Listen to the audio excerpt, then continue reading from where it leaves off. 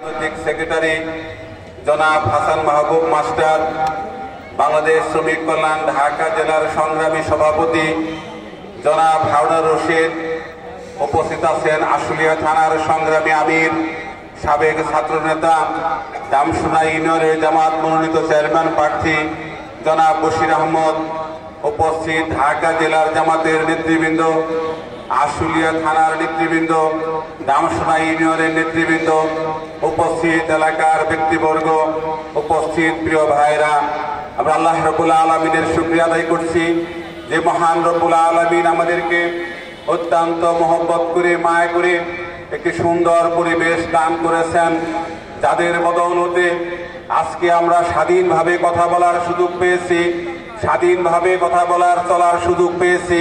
সেই 24-এর ছাত্র আন্দোলনের যারা শহীদ হয়েছে তাদেরকে আমরা শ্রদ্ধার সাথে স্মরণ করছি।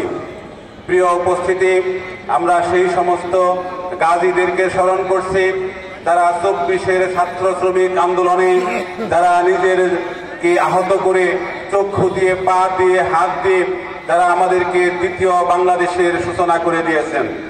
প্রিয় উপস্থিতি, আপনারা সকলেই জানেন আগামী দিনের নির্বাচনের জন্য বাংলাদেশ জামাত ইসলামী যে 5 দফা কর্মসূচি ঘোষণা করেছেন, সে 5 দফার ভিত্তিতে আগামী দিনের নির্বাচন যদি হয় এবং বাস্তবায়নের মাধ্যমে আগামী দিনের নির্বাচন যদি হয়, তাহলে বাংলাদেশের মানুষ একটি স্বস্তির নিঃশ্বাস ফেলবে ইনশাআল্লাহ। জামাত ইসলামী যে 5 দফার ভিত্তিতে আন্দোলন করে যাচ্ছে, তার প্রথম দফা হচ্ছে বাংলাদেশের পিআর পদ্ধতির মাধ্যমে বাংলাদেশের নির্বাচন অনুষ্ঠিত হলে যে নির্বাচন পেশি শক্তির ভয় থাকবে না, যে নির্বাচনে কালো টাকার সরাসরি থাকবে না, এই বাংলার স্বাধীন প্রিয় মানুষ, বাংলার স্বাধীন চেতা মানুষ যারা নিজেদের ভোটাধিকার প্রয়োগের মাধ্যমে নিজের ব্যক্তিকে, পছন্দের ব্যক্তিকে, ভালো মানুষকে, ভালো দলকে নির্বাচিত করতে পারবে। সংগ্রামী সাথী ও বন্ধুগণ, বাংলাদেশের জামাত ইসলামীর দ্বিতীয় দফা কর্মসূচি হচ্ছে আজকে যারা শহীদ হয়ে বাংলাদেশের স্বাধীনতা এনে দিয়েছে, নব বাংলাদেশের সূচনা করেছে, সেই জুলাই সনদকে আইনি ভিত্তি দেয়া। আজকে আমরা দেখেছি সেই জুলাই সনদে সকল রাজনৈতিক দল স্বাক্ষর করেছেন।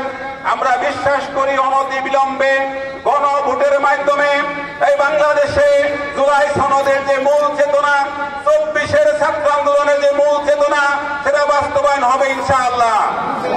বাংলাদেশ জামাত ইসলামীর দ্বিতীয় দফা কর্মসূচি হচ্ছে নির্বাচনের পূর্বেই নির্বাচনের জন্য লেভেল প্লেইং ফিল্ড তৈরি করতে হবে। আইন শৃঙ্খলা বাহিনীকে তাদের স্বাধীনতা দিতে হবে, তারা স্বাধীনভাবে নির্বাচনে ডিউটি করবে, তারা কোনো দল মত পেশি শক্তির কাছে তারা নত হবে না। বাংলাদেশের মানুষ যাদেরকে ভোটের মাধ্যমে নির্বাচিত করবে, আগামী জাতীয় সংসদ নির্বাচনে এদেশের স্বাধীন চেতা মানুষ যাদেরকে ভোট দেবে, তারাই যেন সরকার গঠন করতে পারে। এদেশের সেই লেভেল প্লেইং ফিল্ড তৈরির জন্য জামাত ইসলামী আন্দোলন করে যাচ্ছে। সংগ্রামী ভাই এবং বন্ধুগণ, জামাত ইসলামীর এরপরে কর্মদফা হচ্ছে যারা 16টি বছর বাংলাদেশের মানুষের উপর জুলুম নির্যাতন করেছেন, জামাত ইসলামীর মানুষদেরকে তারা হত্যা করেছেন, জামাত ইসলামীর 11 জন নেতৃবৃন্দকে তারা হত্যা করেছেন, তাদের অপরাধের কারণে যারা অপরাধী তাদেরকে দৃশ্যমান বিচারের আওতায় আনতে হবে। 5 দফা কর্মসূচি হচ্ছে এই আওয়ামী লীগকে যারা ফ্যাসিস্ট হতে সহযোগিতা করেছেন, এই আওয়ামী লীগকে যারা জালেম হতে সহযোগিতা করেছেন, সেই জাতীয় পার্টি এবং 14 দলের রাজনৈতিক কর্মসূচিকে নিষিদ্ধ করতে হবে।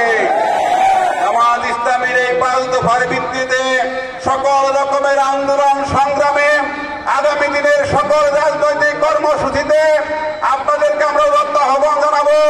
আসুন আগামী দিনের নির্বাচনের আগে এই 5 দফার ভিত্তিতে যেন সরকার নির্বাচনের উদ্যোগ গ্রহণ করে, সেই আন্দোলন সংগ্রামে আমরা সকলেই অংশগ্রহণ করব। সম্মানিত ভাইগণ, সম্মানিত সাথী ও বন্ধুগণ, আমাদের এই ঢাকা 19 আসন যে গার্মেন্টস অধ্যুষিত এলাকা, এখানে নারী শ্রমিক অধিক এবং নারী শ্রমিক এখানে অনেক বসবাস করে। নারীরা কর্মস্থলে আসা যাওয়া করে। নারীদের নিরাপত্তার জন্য জামাত ইসলামী ঢাকা 19 আসনে যদি আমাকে সেবক হিসেবে গ্রহণ করে, ঢাকা 19-এর এই গার্মেন্টস অধ্যুষিত এলাকায় নারীদের অধিকার, নারীর সম্মান, নারীর ইজ্জত সুসজ্জিত করা হবে, নারীকে সম্মানিত করা হবে, নারীর ইজ্জতকে সম্মান করা হবে। রাসূল আকরাম সাল্লাল্লাহু আলাইহি ওয়াসাল্লামের কাছে প্রশ্ন করা হয়েছিল, ইয়া রাসূল সাল্লাল্লাহু আলাইহি ওয়াসাল্লাম, আমি কার সেবা করব? তিনি 3 বার বলেছিলেন তোমার মায়ের সেবা করবে, চতুর্থবার বলেছিলেন তোমার বাবার সেবা করবে। এই হাদিসকে সামনে রেখে আমরা এই আশুলিয়ার যেহেতু গার্মেন্টস অধ্যুষিত এলাকা, নারী শ্রমিকের সকল রকমের সুযোগ সুবিধাকে অগ্রাধিকার দেওয়া হবে। এরপরে প্রিয় ভাইরা, এখানে আমাদের এই ঢাকা 19 আসনে সকল ধর্মের লোক এখানে বসবাস করে। আমরা পরিষ্কার বলতে চাই, ইসলাম ধর্মের লোকদের যদি ঈদের মধ্যে পুলিশ পাহারায় জামাত আদায় করতে না হয়, কুরবানির ঈদে যদি শত শত হাজার হাজার লক্ষ লক্ষ গরু যদি পুলিশের পাহারা ছাড়া কুরবানি করতে দেওয়া হয়, তাহলে কেন হিন্দু ধর্মের পূজার মধ্যে পুলিশের পাহারা লাগবে? এই ঢাকা 19 আসনে জনগণ যদি আমাকে সেবক হিসেবে গ্রহণ করে, হিন্দু সহ অন্য সকল ধর্মের মানুষের তাদের ধর্মীয় অনুশাসন মানার জন্য পুলিশের পাহারা দেওয়া লাগবে না। ঢাকা 19 আসন সকল ধর্মের লোকের জন্য সমানভাবে লেভেল প্লেইং ফিল্ড তৈরি করা হবে, যাতে করে তারা তাদের ধর্মীয় স্বাধীনতা ভোগ করতে পারে। প্রিয় সাথী বন্ধুগণ, আমরা জামাত ইসলামীর প্রার্থীকে যদি ঢাকা 19 আসনে বিজয়ী করেন, তাহলে রাস্তাঘাটের যে বেহাল দশা আমরা তার উন্নয়ন ঘটাবো ইনশাআল্লাহ। আমরা দেখেছি ইউনিয়ন পরিষদ থেকে শুরু করে উপজেলা পরিষদ, কৃষি অফিস, এলজিআরডি অফিস, এই সমস্ত জায়গা থেকে কোটি কোটি টাকা বরাদ্দ হয় রাস্তাঘাট উন্নয়নের জন্য। জামাত ইসলামীর প্রার্থীকে যদি ঢাকা 19 আসনের মানুষ সেবক হিসেবে গ্রহণ করেন, আমাকে যদি সেবা করার সুযোগ দেয়, তাহলে ঢাকা 19 আসনের রাস্তাঘাট পরিবর্তন সংস্কার করে নতুন নতুন রাস্তাঘাট নির্মাণ করে ঢাকা 19 আসনের চেহারা 5 বছর ইনশাআল্লাহ পরিবর্তন করা হবে। মানুষের অলিতে গলিতে, বাড়ির চিপায় চাপায় যত জায়গা আছে, এমন কোন জায়গা থাকবে না